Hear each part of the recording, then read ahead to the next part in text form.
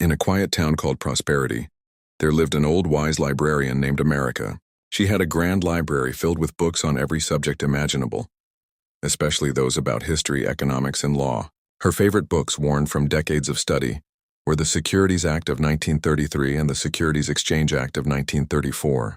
She often told the young people of Prosperity that these books were not just dusty laws, but a roadmap to a strong and fair marketplace. However, many of the young people, captivated by the promise of quick wealth, barely glanced at the books. They saw the global marketplace as a free-for-all, a place to make a fast buck without understanding the rules. They built their homes and businesses on shaky foundations, forgetting the wisdom their librarian had tried to pass down. Across the sea in bustling cities like Beijing and Berlin, the people took a different approach. They had their own librarians, who taught them to study the books of prosperity with a keen eye. They learned every nuance of the regulations, every loophole, and every protection.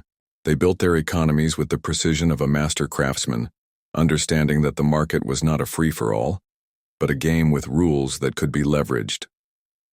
When the Great Tariff War erupted, the young people of Prosperity were caught off guard.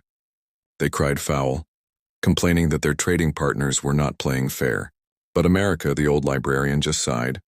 "They are not doing anything wrong," she said, her voice filled with a gentle sadness. "They are simply doing what I taught you to do, but you forgot to listen. They studied the rules and learned how to play the game to their advantage.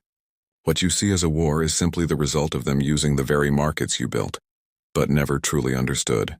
And so, as the people of Prosperity began to lose ground, they finally started to dust off the old books in their library, realizing that the joke was not the tariff war itself, but their own failure to follow the wisdom that had been right there all along.